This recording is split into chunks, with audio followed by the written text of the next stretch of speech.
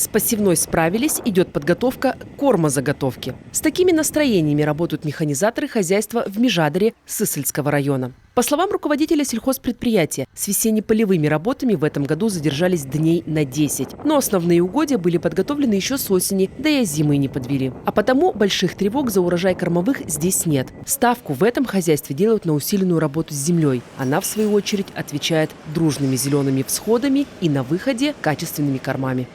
Площадей у нас очень мало, у нас 600 гектаров земли, поэтому мы обрабатываем каждый клочок, занимаемся очень много мелиорацией, освоением.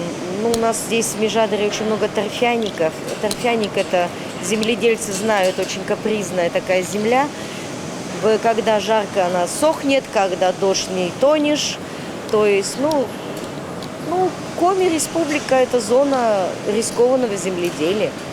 На экспериментальных полях госсортокомиссии Визинги уже тоже закончили с посевами и кормовых культур, и овощей. Пока здесь работают только с открытым грунтом, но в планах проводить испытания сортов и под крышей. Правда, есть условия.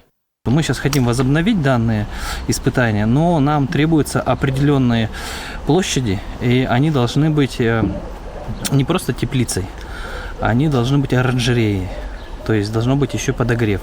Именно хорошего прогрева почвы в этом году ждали аграрии, чтобы выйти на поля. Сегодня в регионе треть площадей уже засеяна кормовыми культурами. По картофелю план и вовсе выполнили наполовину. По остальным овощам показатели близки к 100%.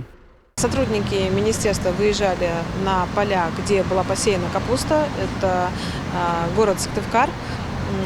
Хорошие очень погодные условия, благоприятные сложились для данной культуры, поэтому чувствуют на себя хорошо, проведены все агротехнологические мероприятия, поэтому будем надеяться на хороший урожай в этом году.